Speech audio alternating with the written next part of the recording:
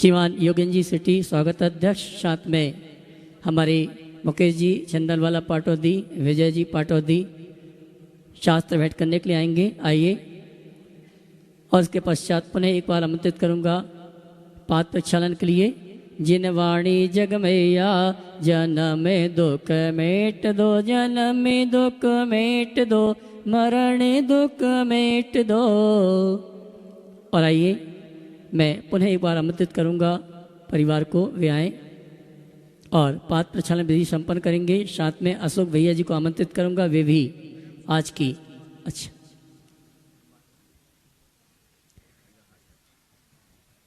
आइए। प्रमोद जी काशलीवाल आप भी पहुंच जावे जी। मनोज और श्रीमान अनिल जी सीए दैनिक भास्कर, ये भी आ जावे। तेरे चरणों की धूल बाबा चंदने गुलाल बने, जिसने भी लगाई मस्तक उसकी तकदीर बने। तेरे चरणों की धूल बाबा चंदने गुलाल बने। और आइए, समय धीरे धीरे हो रहा है। मंगल प्रवचन, मंगल उद्बोधन का आज भक्तांबर दोनों हाथ उठा के जयकार लगाएंगे। बोले देवादिदेव श्री आदिनाथ भगवान की जय जय जय। देवादिदेव श्री महावीर भगवान की जय जय जय। संत शिरोमणि गुरुवराचार्य श्री विद्यासागर जी महाराज की जय जय जय। नवाचार्य श्री समय सागर जी महाराज की जय जय जय। गुणायतन पीड़िता शंका समाधान भावना एक प्रवर्तक, जन जन के संत प्रखर वक्ता, बोले परम पूज्य मुनि श्री प्रमाण सागर जी महाराज की जय जय जय। मुनिवर श्री निवेक सागर जी, संधान सागर जी महाराज की। देवी अहिल्या नगरी मालवा की शान, मध्य प्रदेश की आर्थिक राजधानी इंदौर के आचार्य श्री विद्यासागर सभागार से प्रातःकालीन विला में मंगल प्रवचन, मंगल उद्बोधन का लाभ हमें आपको प्राप्त हो। उसके पूर्व पारस चैनल, जिनवाणी चैनल, आदिनाथ चैनल और प्रमाणिक ऐप के माध्यम से जिस कार्यक्रम को घर में बैठ के देख और सुन रहे हैं, उन सभी का और यहाँ पर उपस्थित समस्त श्रावक श्राविकाओं का धर्म प्रभावना समिति सकल जैन समाज इंदौर हार्दिक अभिनंदन स्वागत करता है। चलते हैं, प्रतिदिन की भांति परम पूज्य मुनिवर के श्री चरण नमन करते हुए आशीर्वाद प्राप्त करेंगे और निवेदन करेंगे मंगल प्रवचन, मंगल उद्बोधन के लिए। हाँ जी, बोलेंगे हे मुनिवर नमोस्तु नमोस्तु नमोस्तु। और आइए गुरुवर के आशीर्वाद से हम और आप मंगल प्रवचन, मंगल उद्बोधन का लाभ लें। उसके पूर्व सभी मंडल प्रनियायक, सभी सामान्य इंद्रनाणी जो कि सिद्ध चक्र महामंडल विधान में सिद्धों की आराधना करने का सौभाग्य प्राप्त कर रहे हैं, उनके जीवन में इस अवसर में किसी प्रकार का कोई विकल्प, कोई अंतराय ना आए, उसके लिए गुरुवर के आशीर्वाद से कल प्रातःकालीन बेला में प्रवचन के ठीक पश्चात सीधा प्रसारण के माध्यम से उन मंडल पुण्याजक सामान्य इंद्रनाणी की सक्रियकरण संकल्प विधि संपन्न होगी। और सामग्री क्या लगना है, आपको व्हाट्सएप जो ग्रुप ऐप बना है, प्रमाणिक ऐप है, उसमें संपूर्ण सामग्री आप तक प्रेषित की जाएगी। सामग्री क्या क्या रखना है, किस तरह विधि करना है, ये पूरी जानकारी आप तक पहुंचाई जाएगी। बाहर से जो भी मंडल पुण्याजक इंद्रनाणी हैं उनको ऑनलाइन करना है और इंदौर के मंडल पुण्याजक और इंद्रनाणी को इसी मंडप पे आके इस विधि को संपन्न करना है। परम पूज्य मुनिवर के सानिध्य में प्रातः 9 बजे ये विधि संपन्न होगी। आप सभी सुत्ती के धुले हुए वस्त्र के साथ यहाँ पर उपस्थित होंगी। सभी सामग्री आपको यहीं उपलब्ध होगी, घर से सामग्री लाने की आवश्यकता नहीं है। और आइए चलते हैं, आज हमारे बीच में दिगंबर जैन समाज गोकुल नगर के वो श्रावक परिवार उपस्थित हैं जिन्हें परम पूज्य मुनिवर के सानिध्य में आगामी आने वाले दिनों में संभावित हो सकता है गुरुवर जैसा संकेत करेंगे पंचकणक प्रतिष्ठा महामहोत्सव कराने का सौभाग्य प्राप्त हुआ है। और ये पंचकणक प्रतिष्ठा महामहोत्सव इसी मोहता भवन के मुख्य मंडप में संपन्न होगी। मैं गोकुल नगर दिगंबर जैन समाज के श्रावक श्राविकाओं को आमंत्रित करता हूँ, आए परम पूज्य मुनिवर के श्री चरण नमन करते हुए आशीर्वाद प्राप्त करें और निवेदन करें कि हे मुनिवर, आज आपके मुखाग्रविंद से आगामी आने वाले दिनों में जिस तिथि में पंचकणक होना है उसकी तिथि की घोषणा आपके मुख से घोषित हो। आइए निवेदन करेंगे, आ जाएं श्री प्रचा के गुरुवर का आशीर्वाद प्राप्त करें। और आगे की सूचना के लिए अच्छा आइए, गोकुल नगर दिगंबर जैन समाज श्री फलसा के गुरुवर का आशीर्वाद प्राप्त कर रही है और निवेदन कर रही है समर्पित भाव से आपके निर्देश में आपका जैसा संकेत होगा उन संकेतों के साथ हम यहाँ पर पंचकणक प्रतिष्ठा महामहोत्सव करने के लिए संकल्पित हैं। पारसनाथ भगवान की 1008 फण की सफ़ेद पाषाण की प्रतिमा यहाँ पर आ रही है और यहीं पर प्रतिष्ठा होगी। आइए आप सभी की ओर से परम पूज्य मुनिवर के श्री चरण नमन करते हुए आशीर्वाद प्राप्त करेंगे और निवेदन करेंगे मंगल प्रवचन मंगल उद्बोधन के लिए। दोनों हाथ जोड़ लेंगे, बोलेंगे हे मुनिवर नमोस्तु नमोस्तु नमोस्तु। बोले परम पूज्य मुनि श्री प्रमाण सागर जी महाराज की।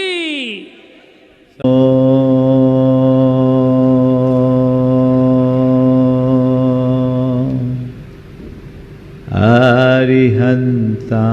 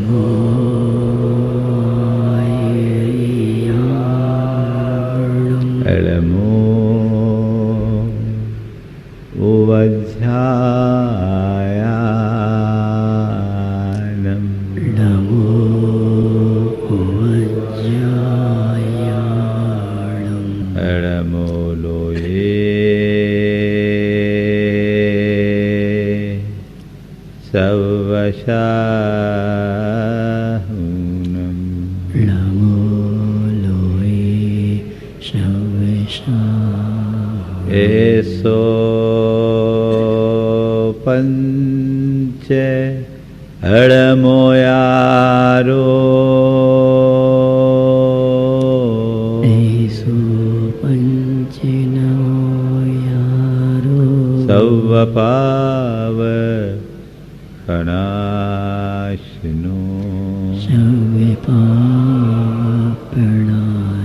मंगलालम च सवेसिम मंगलालम च सवेसिम परमं होई मंगलम परमं होई मंगलम। जय बोलो देवादिदेव 1008 श्री भगवान महावीर स्वामी की जय जय जय। अहिंसा परमो धर्म की जय जय जय। परम पूज्य आचार्य गुरुवर श्री विद्यासागर जी महाराज की जय जय जय। बोले परम पूज्य मुनि श्री प्रमाण सागर जी महाराज की जय जय जय। नमोस्तु गुरुवर नमोस्तु। दुनिया में दो तरह के लोग हैं, एक शक्तिमान दूसरे भक्तिमान। जिनके पास सत्ता और संपत्ति होती है वे शक्तिमान माने जाते हैं,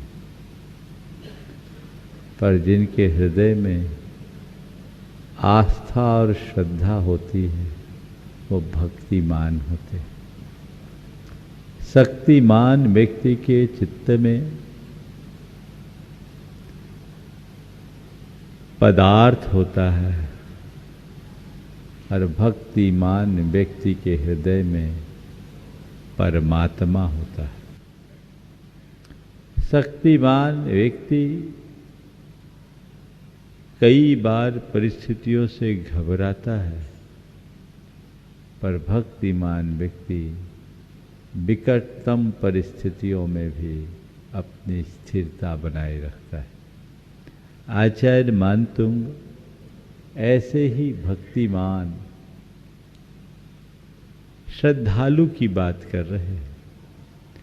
वे कह रहे प्रभु आपके जो भक्त हैं वे सब आपके प्रभाव से बड़ी सी बड़ी विपदा को भी सहने में समर्थ है। उन्हें बड़ी से बड़ी बाधाएं भी रंच मात्र विचलित नहीं कर पाती। इसलिए प्रभु हम आपके चरणों में शक्ति की अपेक्षा न रखकर भक्ति सभर होकर उपस्थित हुए हैं और उसी भक्ति की अभिवृद्धि का भाव रखते हैं। आपके प्रति भक्ति रखने वाले के जीवन में काम और मान के प्रतीक हाथी का दुष्प्रभाव नहीं पड़ता। क्रूरता का प्रतीक शेर भी शांत और शिथिल पड़ जाता है। क्रोध का द्योतक सांप भी एकदम समर्पित हो जाता है और इसी तरह अंदर की क्रोधाग्नि कषायाग्नि रूप अग्नि की ज्वाला भी शांत हो जाती है। कैसा भी बड़वानल हो समुद्र का, वह भी आपके भक्ति वाले भक्ति से भरे भक्त को प्रभावित नहीं करता और वह बड़े बड़े युद्ध और संग्राम में भी अपराजेय बन जाता है, क्योंकि वह असीम पराक्रम का धनी होता है। वो बाहरी नहीं भीतरी शत्रुओं को हनन करने में समर्थ हो जाता है। वो अरिंजय बनता है, अरिहंत बनता है, क्योंकि वह अरिहंत का उपासक होता है। अब आगे उसी बात को बढ़ाते हुए कह रहे हैं भगवान, भक्तिमान सब रोगों से पार हो जाता है। पहले छंद देखें फिर आगे की बात। उद्भूत भीषण जलोदर भार भूगना,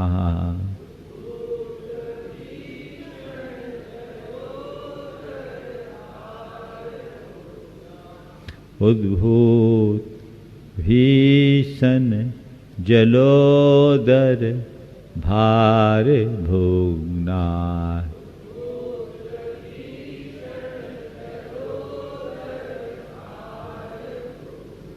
सोचाम दशामुपगताश्च्युत जीविताशः,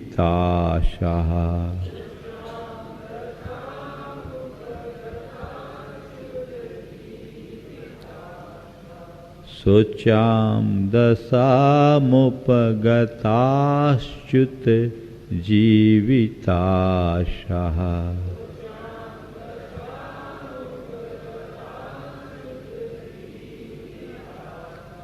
तत्पाद पंकज रजो मृत दिग्ध देहा,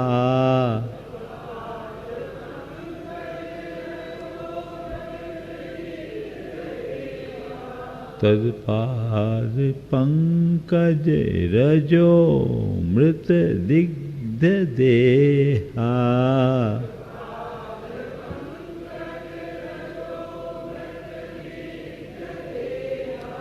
मर्त्या भवन्ति मकरध्वज तुल्य रूपा,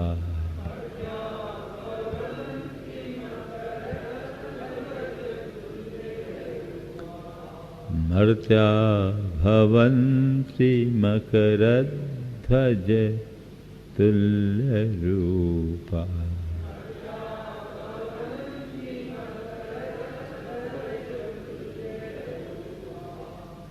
कह रहे हैं उद्भूत भीषण जलोदर भार भुगना, उद्भूत उत्पन्न हुए हैं, भीषण भयानक, जलोदर, जलोदर एक रोग होता है जिसमें पेट में पानी भरने लगता है, उसके भार को भोगने वाले अर्थात जलोदर जैसे भयानक बीमारी से ग्रसित लोग, सोचाम दशाम उपगता, जो सोचाम दशाम उपगता अर्थात सोचनीय दशा को प्राप्त हो गए, जिनकी दशा चिंतनीय हो गई, च्युत जीविताशा, जो जीवन की आशा से च्युत हो गए, अर्थात जिनने जीने की आशा छोड़ दी है, जिनके बचने की अब कोई संभावना नहीं बची है। तदपाद पंकज रजो मृत दिग्ध देहा। तदपाद पंकज, आपके चरण कमल के रज रूपी अमृत से जिनका शरीर दिग्ध यानी सिंचित है, ऐसे मर्त्या मनुष्य मकरध्वज तुल्य रूपा भवन्ति। मकरध्वज यानी कामदेव के तुल्य रूपा समान रूप वाले भवन्ति यानी हो जाते। छंद का सीधा अर्थ है कि भगवान जलोदर जैसे महाभयानक रोग से ग्रसित लोग भी, जिनकी दशा सोचनी हो गई है और जो जीने की आशा छोड़ चुके हैं, ऐसे लोग भी आपके चरण कमल के रज रूप अमृत के स्पर्श और सिंचन से कामदेव के समान हो जाते हैं। यहाँ जलोदर एक उपलक्षण है। किसी भी बीमारी के लिए अगर भगवान का नाम स्मरण जोड़ा जाए तो वह भयानक से भयानक बीमारी का निवारण कर सकते हैं, उसका उपचार संभव है, उसकी चिकित्सा हो सकती है। सब बीमारियों का इलाज भगवान आपके चरण रूप रज रूप अमृत का सिंचन है। महाराज आपने अच्छा बता दिया, फिर तो कोई बीमारी हो तो डॉक्टर को दिखाने की ज़रूरत ही नहीं है, भगवान का नाम लो और बीमारी ठीक हो जाए। मैं आपसे कहता हूँ दावे से भगवान के नाम से बीमारी छूट जाएगी, बशर्ते आपके पास केवल भगवान का नाम हो और किसी का नाम ना हो। भगवान का नाम हो और किसी का नाम ना हो तो बीमारी छूट जाए। अब सबसे बड़ी कमी तो मन के श्रद्धा की। श्रद्धा यदि प्रगाढ़ हो तो सब चीज़ें काम करती। दो तीन वैज्ञानिक बातें इस संदर्भ में कहूँगा। सबसे पहली बात, प्रार्थना से चिकित्सा का बड़ा गहरा संबंध है। दुनिया में इस बात को लेकर कई रिसर्च हुए। अमेरिका में इस पर कई ऐसे रिसर्च हुए जिसके बाद ये निष्कर्ष दिया गया कि प्रार्थना का प्रत्यक्ष प्रभाव परिलक्षित होता है। जब हम किसी के लिए कोई प्रार्थना करते हैं, उसके लिए हम अपनी ओर से सकारात्मक ऊर्जा प्रेषित करते हैं, उसका उसके ऊपर प्रभाव पड़ता है। दूसरा भी यदि किसी के लिए प्रार्थना करता है तो वह उससे प्रभावित होता है और वह आरोग्य लाभ ले सकता है, लेता है। व्यक्ति स्वयं भी प्रार्थना करता है तो प्रार्थना के प्रभाव से उसके अंदर के अंतःस्रावी ग्रंथियों में परिवर्तन आता है और अंतःस्रावी ग्रंथियों के स्रावगत परिवर्तन से शरीर के रसायनों में परिवर्तन आता है। शरीर के रसायनों में परिवर्तन आने से हमारी बीमारियां दूर होती है और रसायनों का परिवर्तन हमारे कर्मों के परिवर्तन का भी कारण बनता है। ये सब चीज़ें एक दूसरे से रिलेटेड है, तो ये बहुत अंशों में हमारे लिए कारगर साबित होती है। बहुत सारे लोगों के जीवन में इसका प्रभाव दिखा है और भावना योग तो इसका प्रत्यक्ष उदाहरण है ही। मेडिकल साइंस की भाषा में दो शब्द आते हैं, प्लेसिबो इफेक्ट और नोसिबो इफेक्ट। प्लेसिबो इफेक्ट यानी किसी व्यक्ति को गंभीर बीमारी हो और उससे कहा जाए कि ये औषधि लो, ये रामबाण का काम करेगी, उसे डिस्टिल वाटर का भी इंजेक्शन लगा दिया जाए और मन में बिठा दी जाए कि ये रामबाण औषधि है, तो डिस्टिल वाटर भी उसके लिए रामबाण का काम करे। और किसी को साधारण बीमारी है और उसके लिए बिठा दिया जाए कि भैया ये तो असाध्य रोग है, इसका कोई इलाज नहीं है, तो वह साधारण बीमारी भी उसके लिए अच्छी से अच्छी औषधि भी काम नहीं करेगी और वो आदमी असमय में भी मौत का शिकार बन सकता है। तो ये चीज़ें हम सब पे अपना प्रभाव डालती है। इसलिए अगर हम पूजा प्रार्थना आदि करते हैं तो उसका सकारात्मक प्रभाव हमारे मन पर पड़ता है और उस सकारात्मक प्रभाव से हमारे अंदर का आत्मविश्वास जगता है और वह बढ़ा हुआ आत्मविश्वास हमारे जीवन का कायाकल्प कर देता है। उससे जीवन में व्यापक बदलाव घटित होता है। इसलिए प्रार्थना को इतना अधिक महत्व दिया गया। आप सबको सुनकर आश्चर्य होगा। आज से करीब 20 साल पहले मैंने एक रिपोर्ट पढ़ी थी जिसमें ये लिखा था कि अमेरिका में 125 मेडिकल यूनिवर्सिटीज़ हैं, उनमें से 85 में प्रार्थना को कोर्स में रखा गया है और बहुत सारे डॉक्टर अपने प्रिस्क्रिप्शन में प्रार्थना लिखने लगे। तो ये सब प्रकार की बीमारियां भगवान की प्रार्थना से, भगवान आपके नामस्मरण से दूर हो सकती है। पर बंधुओं, मैं आप सबसे कहना चाहता हूँ कि कोई भी बीमारी कभी भी हो, एक बात ध्यान में रखें, तन की बीमारी को तन तक सीमित रखो, उसे मन पर हावी ना होने दें। तन की बीमारी के 100 इलाज हैं, मन की बीमारी का कोई इलाज नहीं। इसलिए तन की बीमारी को तन तक रखें, उसे मन पर किसी भी अर्थ में हावी ना होने दें और मन को स्वस्थ रखेंगे तो तन अस्वस्थ रहने पर भी आप मस्त बने रहेंगे। ये प्रयास सभी को करना चाहिए। मैं ये नहीं कहता कि आप मेडिकल एड न लें, लेकिन ये बात भी ध्यान रखें, जब दवा काम नहीं करती तो दुआ ही काम करती है। और यहाँ कौन सी चिकित्सा की बात कर रहे हैं? ऐसी बीमारी जहाँ आप जीने की आशा नहीं बची, ऐसी बीमारी जहाँ स्थिति चिंतनीय बन गई। आप देखो डॉक्टर वालों ने भी, डॉक्टर से भी बात करो तो डॉक्टर आखिरी में क्या कहते हैं? अब तो भगवान के ऊपर ही सब निर्भर है, कहते हैं ना, अब तो ऊपर वाले पर निर्भर है। डॉक्टर कहते हैं अब तो आप भगवान का नाम जपो, तो उस जगह कईयों के साथ मिराकल हो जाता है, वो चमत्कार हो जाता है। तो कहते तदपाद पंकज रजोमृत दिग्ध देहा मर्त्या भवन्ति मकरध्वज तुल्य रूपा। इस छंद का एक नया अर्थ और किया जा सकता है। यहाँ पर शरीरगत बीमारी तो है ही, पर मुझे मनोगत बीमारी भी दिखती है। 2 शब्द हैं, सोचाम दशाम उपगता और चित्त जीवितासा। सोचाम दशाम उपगता यानी सोचनीय दशा को जो प्राप्त हो गए, यानी जो गंभीर चिंता से ग्रसित हो गए। किससे ग्रसित हो गए? गंभीर चिंता से, जिन्हें खूब एंजाइटी हो रही है।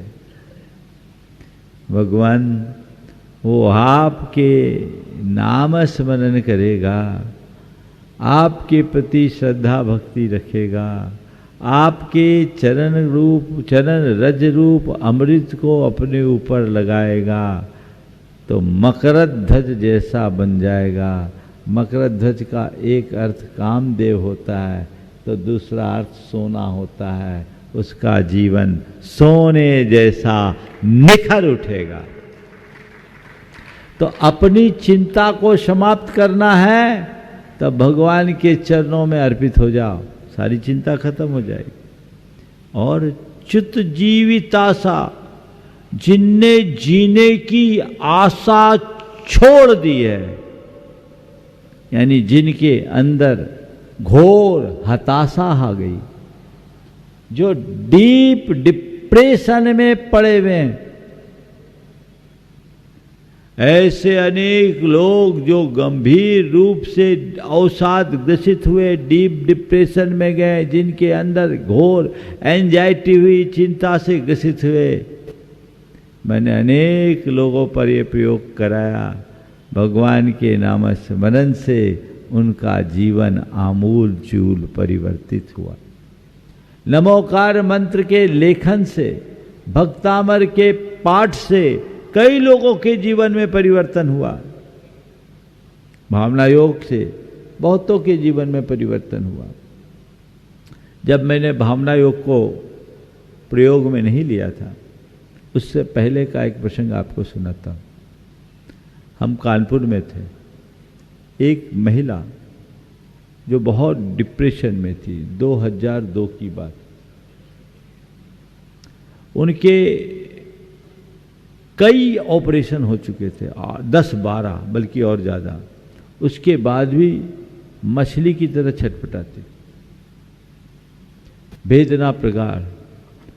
परिवारजन लेकर मेरे पास आए। मैंने जब उनकी बात सुनी तो कई बार किसी किसी के भाग्य से हम लोगों के मन में कोई विचार आ जाता। मैंने उनसे कहा, एक काम करो, तुम रोज सुबह 4 बजे से 5 बजे तक 1 घंटा नमोकार लिखो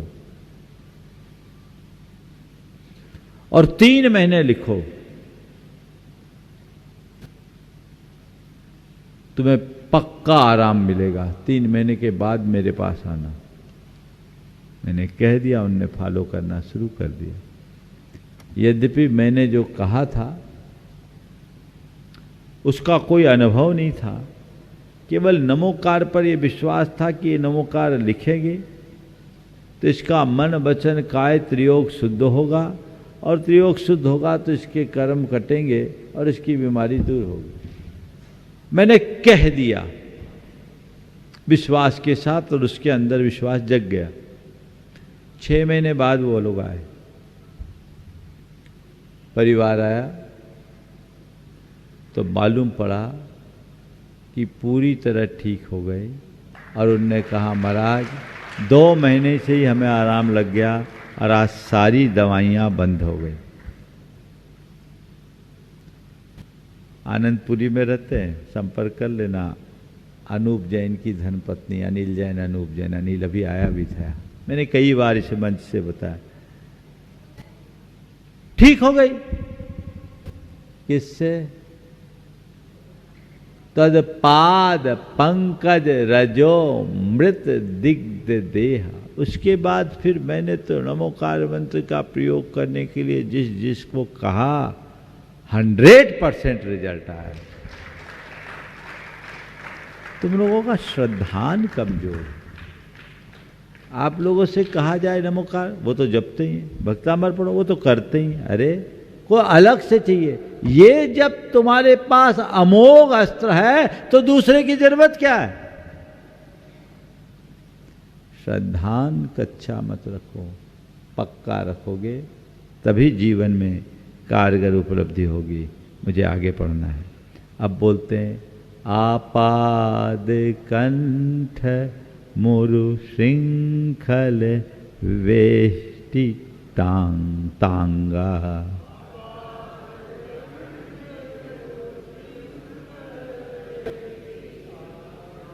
गाढ़म बृहन निगड़ कोटि निघृष्ट जंघा।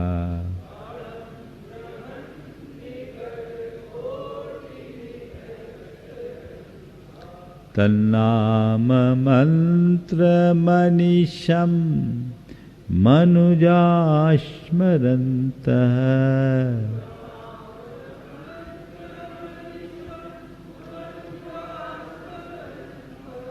सद्य स्वयं विगत बंध भया भवन्ति।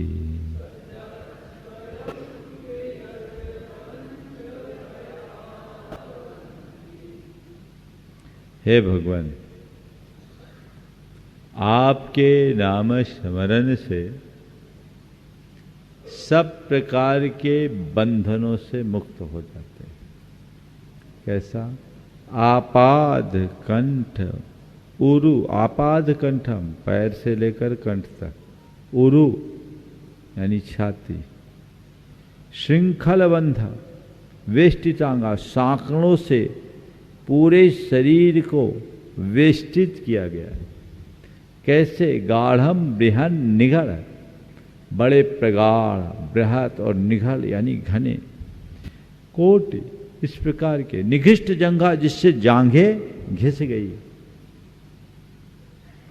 तन्नाम मंत्रम स्मरंतः मनुजानिशम सद्य स्वयं विगत बंधवया भवंती। आपके नाम रूपी मंत्र का स्मरण करने वाले मनुष्य शीघ्र ही सारे बंधन के भयों से मुक्त हो जाते हैं, उनका सारा बंधन टूट जाता है। आचार्य मानतुंग तो इसके स्पष्ट उदाहरण है ही। सब प्रकार के बंधन टूट जाते हैं अगर हम श्रद्धान के साथ इस तरह का कार्य करें तो बंधन टूटता है। आज मानतुंग की तरह हमें कोई बंधन में बांधने वाला नहीं है। इस तरह से बेड़ियां तो कोई को नहीं लगती, लेकिन कई प्रकार के बंधनों में व्यक्ति फंस जाता है और ऐसे बंधन में बंधा हुआ व्यक्ति भी भगवान के नाम स्मरण से मुक्त हो सकता है। सन 2004 में हमारा चातुर्मास सतना में हो रहा है। मेरे पास एक पोस्ट कार्ड आया। पोस्ट कार्ड सतना के जेल से एक कैदी का था, कैदी एक विचाराधीन कैदी का था। पत्र में उसने लिखा, वो बीकानेर का था। पत्र में लिखा था कि मैं निर्दोष हूं, मुझे फर्जी तरीके से एक मामले में फंसा दिया गया है, मुझे अपने कर्म पर विश्वास है, मैं आज जेल में हूं, इसका मुझे कोई विकल्प नहीं। विकल्प केवल एक है कि दशलक्षण आने वाला है। मैं पिछले अनेक वर्षों से दशलक्षण में एक आसन करता रहा हूं, इस वर्ष जेल में हूं, मुझे केवल एक ही बात का विकल्प है कि मेरा वह एक आसन कैसे पलेगा, मैं क्या करूं। मैं 10 दिन उपवास भी कर सकता हूं, पर जेल प्रशासन इसके लिए अनुमति नहीं देगा। महाराज श्री, यदि आपकी कृपा हो जाए तो मैं अनुग्रहित होऊंगा।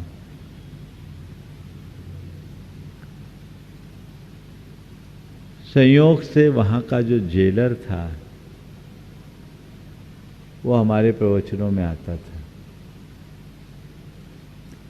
मैंने उसको पोस्ट कार्ड दिया तो जेल प्रशासन तो पढ़ करके ही भेजता है सब कुछ। मैंने जब बात की तो उसने कहा कि महाराज ये आदमी बहुत अच्छा है और निश्चित ये फंसा है। हमने कहा देखो भाई, एक धर्मी व्यक्ति है, फंस गया है, कर्म का उदय है, आप अपने दायरे के भीतर इस व्यक्ति को जितना सहयोग दे सकते हैं दीजिए, ताकि उसका धर्म भी पले और कोई व्यवधान भी ना हो। उसके भाग्य से उसकी सारी व्यवस्थाएं हो गई, समाज के लोगों ने भी व्यवस्थित कर दिया। दशलक्षण पूरे हुए 15 दिन बाद 16वें 17वें दिन वो व्यक्ति बाइज्जत बरी हो गया और दर्शन करने आया। आकर के उसने बताया कि महाराज जी, मैं केवल भक्तामर का पाठ करता था, मुझे विश्वास था और भक्तामर के प्रभाव से आज मैं मुक्त हो गया। आप लोग कुछ भी होता है विचलित होते हैं, विचलित मत होइए, स्थिरता रखिए। एक बात का गाढ़ श्रद्धान अपने मन में बिठाइए कि प्रतिकूल संयोग पापोदय में आते हैं, और पुण्य से ही पापोदय को नष्ट किया जा सकता है। और पुण्य जगाने का हमारे पास और कोई रास्ता नहीं है, एकमात्र है शुभ आलंबन। और शुभ आलंबन में सर्वश्रेष्ठ आलंबन है भगवान की भक्ति। और भगवान की भक्ति का सबसे सरल माध्यम है अणमोकार और भक्तामर। इतना कीजिए, सब चीजें अपने साथ आ जाएगी। अब अगला, मत दीपेन्द्र मृगराज दवान लाही,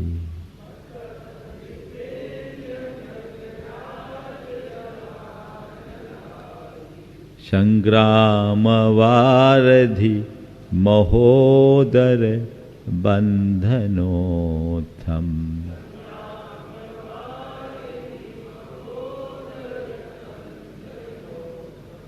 तस्याशुनाशमुपयाति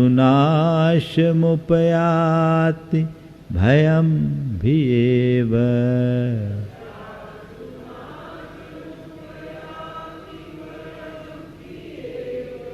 यस्तावकं स्तवमिमं मतिमान धीते।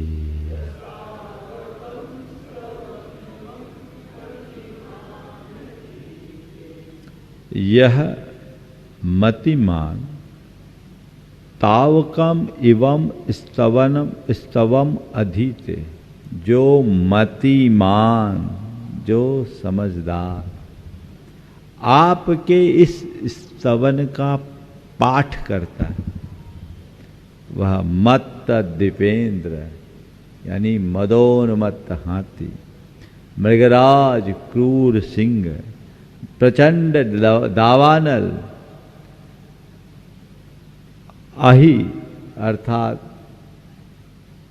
सांप, प्रचंड सांप, संग्राम भयानक समुद्र, और महोदर भयानक बीमारी, और विविध प्रकार के बंधनों से उत्पन्न जो भी भय है उसका, तस्य उसका, भयम यह भय, भेव खुद भयभीत होकर, आसु शीघ्र, नासम उपयाति नाश को प्राप्त हो जाता। जो व्यक्ति आपके इस स्तवन का, जो मतिमान आपके इस स्तवन का पाठ करता है, नियमित पाठ करता है, उसके लिए मदोन्मत्त हाथी, क्रूर सिंह, प्रचंड दावानल, क्रोधोद्धत सांप, भयंकर संग्राम, उफनता सागर, भयानक रोग और कैसा भी बंधन हो, इनसे उत्पन्न सारा भय स्वयं भयभीत होकर, भिया इव भयभीत होने की तरह आसुनाशम उपयाति शीघ्र नाश को प्राप्त हो जाता है। ये चीजें भले नष्ट न हो पर उसका भय भी नष्ट हो जाता है। जिसके हृदय में प्रभु होते हैं उसको किसी का डर नहीं सताता। सब प्रकार के भयों का निवारण भगवान के इस आराधन से हो जाता है। अगला आज उपसंहार करके आज ही खत्म कर देता हूँ। आचार्य मानतुंग ने पाठ किया, नहीं आज ही करते हैं, आज गुरुवार पुष्योत्तर नक्षत्र है, खत्म करते हैं। आचार्य मानतुंग ने 47 काव्य लिख दिए। एक कल्पना है और उनने अपने दरबारियों से कहा, राजा भोज से कहा, दरबारी आपके एक से इतने सारे दरबारी, आपने मेरा प्रभाव तो देख लिया। मैंने 47 ताले तोड़ दिए। अब जी जितने बैठे हैं सब मिलके एक तोड़ दे। आपने 48 बांध के दिखा दिए, एक तोड़ के दिखाओ तब जाने। अब सब समस्या में ग्रसित हो गए। अब कैसे तोड़े? नहीं तोड़ते तो राजा का कोप भाजन, और तोड़े तो ताकत नहीं क्या करे। दोनों तरफ से गए, अब क्या कर सकते हैं, सब समस्या से ग्रसित हो गए। अंततः राजा समेत सब चरणों में आ गए और कहा, प्रभु आपको और आपके प्रभु को हम मान गए, हम आपके आगे कुछ नहीं हैं। और तब अंतिम ये छंद रचकर आचार्य मानतुंग ने हम सब के लिए एक कुंजी दे दी कि ले, किसी को बंधन में डालना मत, पर कोई तुम्हें बंधन में डाले तो इस कुंजी का उपयोग करना। इस कुंजी से सब बंधन का ताला टूट सकता है। वो क्या है देखिए, स्तोत्र सजम तव जिनेन्द्र गुणैर निबद्धा,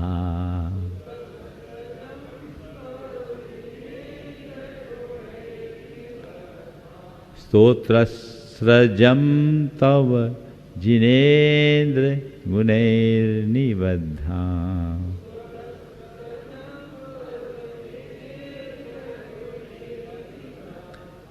भक्त्या मया रुचिर वर्ण विचित्र पुष्पा,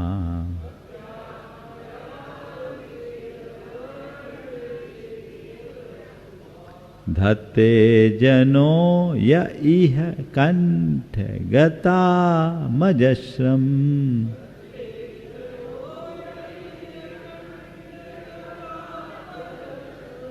धत्ते जनो य इह कंठ गता मजस्रम,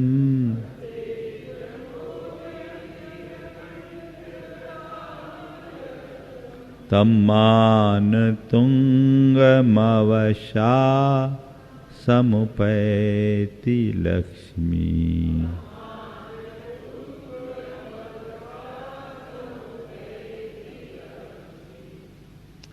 हे जिनेन्द्र भगवान, स्तोत्र सजम, ये स्तोत्र रूपी सज यानी माला को। कैसी माला? तो माला कैसे बनती है? उसमें एक तो डोर होती है, फिर फूल होते हैं, तो फूलों से माला गूंथी जाती है। तो मैंने एक कुछ नहीं किया, मैंने तो एक माला गूंथी है। और ऐसी माला जिसको अपने गले में डालने वाला माला माल हो जाए, उसका जीवन निहाल हो जाए। तो भगवान, मैंने आपके स्तोत्र रूपी माला को गूंथा है, सजा है। कैसे? तो गुणैर निबद्धा, आपके गुणों से निबद्ध, अर्थात गुण का अर्थ होता है डोरी, और गुण आपके गुणों से संबद्ध है। आपके गुण रूपी डोरी से संबद्ध मैंने ये स्तोत्र रूपी माला को गूंथा है। कैसे? भक्त्या, भक्ति से, मया, मेरे द्वारा गूंथा गया है। मैं किया नहीं, वे हो गया। कैसे हो गया? भक्ति के कारण। और वो क्या है? रुचिर वर्ण विचित्र पुष्पा, रुचिर में अपने अपने पसंद के विविध वर्णों और विचित्र प्रकार के व्यंजनों रूप पुष्पों से। इसमें मैंने जितने भी अक्षर और व्यंजनों का प्रयोग किया है, वो मैंने अलग अलग पुष्पों की भांति किया है। उन सारे व्यंजनों और स्वरों को जोड़कर मैंने उन पुष्पों से इस माला को गूंथा है। स्तोत्र रूपी माला मैंने बनाई है।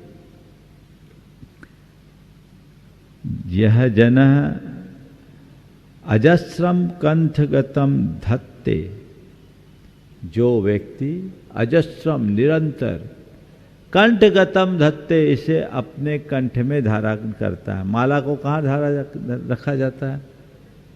कहाँ रखा जाता है? खूंटी पे टांग करके, गले में पहन के। तो जो इसे कंठगत रखता है, स वह मानतुंगम अवसाम लक्ष्मीम उपैति, मान के तुंग शिखर पर विराजमान रहने वाली मोक्ष रूपी लक्ष्मी अवसाम, जिसको हर कोई वश नहीं कर पाता, उसे उपैति प्राप्त कर लेता है। यानी जो नित्य इस भक्तामर स्तोत्र रूपी माला को अपने कंठ में धारता है, वो मुक्ति को प्राप्त कर लेता है। ये भक्ति मुक्ति का आधार है। ऐसे इस भक्तामर का आप नियमित पाठ करें। आप लोगों ने लंबे समय तक, लगभग 21 दिन हो गए, 20 या 21 दिन हुए होंगे आज, हाँ 21। तो ये निरंतर भक्तामर की विवेचना आप सबने सुनी। एक नई दृष्टि हमने देने की कोशिश की। आप सबसे अपेक्षा है इस विवेचना पर बार बार विचार करें और इसमें अंतर्निहित उन आध्यात्मिक प्रेरणा को प्राप्त करने की कोशिश करें जो हमारे जीवन में सकारात्मक बदलाव ला सके। आज ये श्रृंखला पूर्ण हो रही है।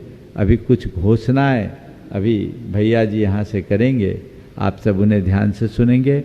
कल आप सबके लिए एक विशेष अवसर, आने वाले दिनों में सिद्ध चक्र महामंडल विधान होना है। उस विधान में आपको किसी प्रकार का व्यवधान ना आए, अंतराय ना आए, इसलिए कल आप सबकी संकल्प विधि से मानसिक सकलीकरण कराया जाएगा। जितने लोग यहाँ उपस्थित होंगे उनका कल ही सकलीकरण हो जाएगा।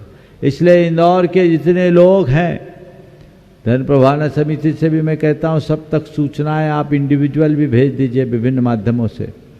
इंदौर के जितने लोग हैं वे सब लोग कल यहाँ उपस्थित हों। कल प्रवचन होगा संक्षेप में, और प्रवचन के तुरंत बाद 9 बजे से 20 मिनट में हो जाएगा। 9 बजे से आप सबका ये सकलीकरण का कार्यक्रम होगा। और जो लोग बाहर के हैं या बाहर हैं, यहाँ आने में असमर्थ हैं, वे टीवी के माध्यम से भी कर सकते हैं। ये कार्यक्रम कल का इसी मंडप में होगा। इसलिए आप अगर इस विधान का पूर्ण आनंद लेना चाहते हैं तो बगैर किसी व्यवधान के और प्रमाद के आप इसमें आइए, इसका लाभ लीजिए।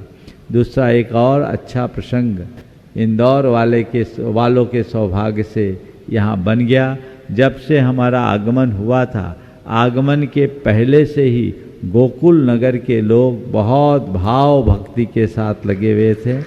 गोकुल नगर में एक जिनालय बन करके तैयार हुआ है और ये लोग चाहते थे कि महाराज जी आपके सानिध्य में उसका पंचकल्याणक हो जाए। बार बार आग्रह किए, हालांकि हम अभी वहाँ पहुँच नहीं पाए, पर उनकी भावनाएं यहाँ पहुँची और उनकी भावनाओं को देखते हुए पार्श्वनाथ भगवान सहस्रफणी, कितनी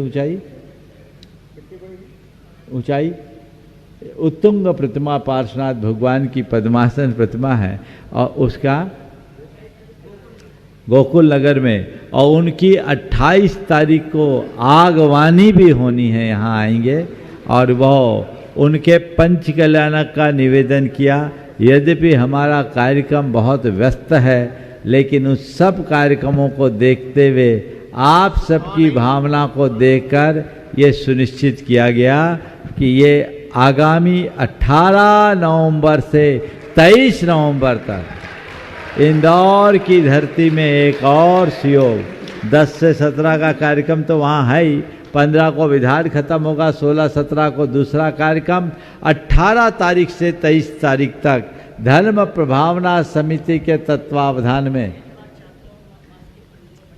इसी पंचकल्याणक के मंडप में, ये इस चातुर्मास के मंडप में ये भव्य पंचकल्याणक संपन्न होगा। यहीं से होने वाला है। ये लाभ आप सबको मिलेगा। हमने भी सोचा भाई दूसरी जगह करो तो बहुत विस्तार करना पड़ेगा, यहाँ सारा सेटअप है और ये धरती भी धन्य है, इसका बड़ा योग है। यहाँ पर ये पंचकल्याणक होना है, तो इस पंचकल्याणक में जिनको अपनी सहभागिता देनी है वे अभी से अपना मन बनाएंगे। इसकी बाकी सारी सूचनाएं आगामी रविवार को दे दी जाएगी, आप सब लाभ लेंगे। बाकी रविवार की वो सूचना भी दे दूं, हाँ, तो रविवार को ही आने वाले विधान के संदर्भ में विस्तृत चर्चा रूपरेखा बनाने के लिए संपूर्ण धर्म प्रभावना समिति और विभिन्न मंदिरों के कार्यकर्ताओं को, प्रमुख लोगों को भी मध्याह्न में यहाँ पर बुलाया गया है 3 बजे। महिला मन वो सब आप लोग बता दीजिए। वो एक बैठक होगी जो बड़ी निर्णायक बैठक होगी, 2 घंटे की बैठक, जिसकी सूचना अभी अशोक भैया आपको देंगे। हाँ, जाप देखिए, विश्व में शांति हो, इस भाव से ये जाप सब करें। जो लोग दर्शकगण सुन रहे हैं वे भी जाप करें। पहले से ध्यान दिला दिया करो तो अच्छा, पर्ची रख दिया करो। तो हम जाप करेंगे, आप सब जाप दोहराएंगे और उसके बाद महाराज श्री मंगल भावना यहाँ बोलेंगे, आप सब उसको दोहराएंगे। मंगल भावना सामूहिक रूप से करेंगे।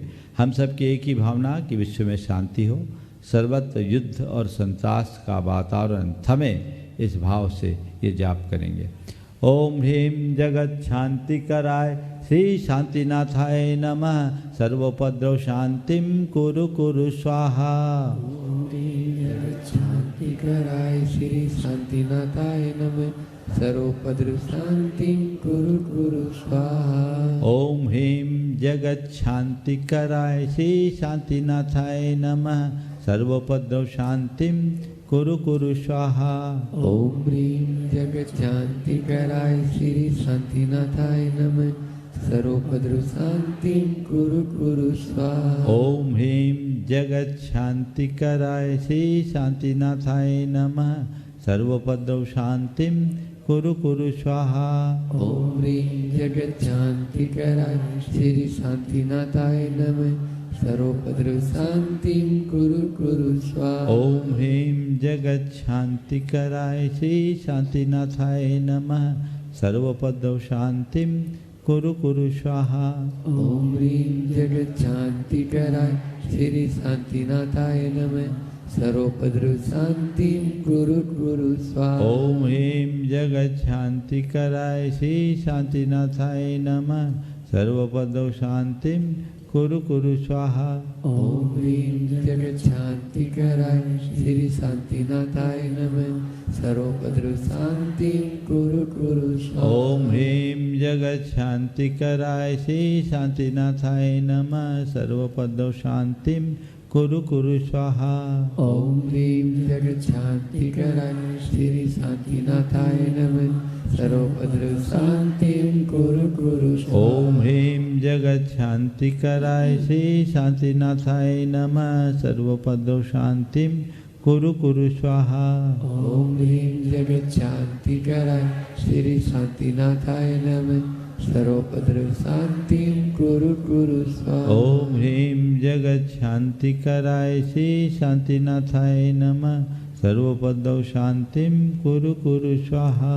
ओम ह्रीं जगत शांति कराय श्री शांतिनाथाय नमः, सर्वोपद्रव शांतिम कुरु कुरु स्वाहा। ओम ह्रीं जगत शांति कराय श्री शांतिनाथाय नमः, सर्वोपद्रव शांतिम कुरु कुरु स्वाहा। ओम ह्रीं जगत शांति कराय श्री शांतिनाथाय नमः, सर्वोपद्रव शांतिम कुरु कुरु स्वाहा। ओम शांति, ओम शांति, ओम शांति। चलिए मंगल भावना बोल रहे हैं, मंगल भावना भी ले लेता हूँ। मंगल मंगल होए जगत में सब मंगलमय हो। मंगल मंगल होए जगत में सब मंगलमय। इस धरती के हर प्राणी का मन मंगलमय हो। इस धरती के हर प्राणी का मन मंगलमय। कहीं क्लेश का लेस रहे ना दुख कहीं भी हो। कहीं क्लेश का लेस रहे दुख कहीं भी हो। मन में चिंता भय न सतावे रोग शोक नहीं हो। मन में चिंता भय न सतावे रोग शोक नहीं हो। नहीं बैर अभिमान हो मन में क्षोभ कभी नहीं हो। नहीं वैर अभिमान हो जन लोभ कभी नहीं हो। मैत्री प्रेम का भाव रहे नित मन मंगलमय हो। मैत्री प्रेम का भाव रहे मन मंगल में हो। मंगल मंगल होए जगत में सब मंगलमय हो। मंगल मंगल होए जगत में सब मंगल में। इस धरती के हर प्राणी का मन मंगलमय हो। इस धरती के हर प्राणी का मन मंगल में। मंगलमय हो प्रात हमारा रात सुमंगल हो। मंगलमय हो प्रात हमारा रात सुमंगल हो। जीवन के हर पल हर क्षण की बात सुमंगल हो। जीवन के हर पल हर क्षण की बात सुमंगल हो। घर घर में मंगल छा जावे जन जन मंगल हो। घर घर में मंगल छा जाए जन जन मंगल हो। इस धरती का कण कण पावन हो मंगलमय हो। इस धरती का कण कण पावन ओ मंगल में हो। मंगल मंगल होए जगत में सब मंगलमय हो। मंगल मंगल होए जगत में सब मंगल में। इस धरती के हर प्राणी का मन मंगलमय हो। इस धरती के हर प्राणी मन मंगल में। सब जग में मंगल बढ़े। सब जग में मंगल बढ़े। टले अमंगल भाव। टले अमंगल भाव। है प्रमाण की भावना। है प्रमाण की भावना। सब में हो सद्भाव। सब में हो सद्भाव। जय बोलो परम पूज्य आचार्य गुरु श्री विद्यासागर।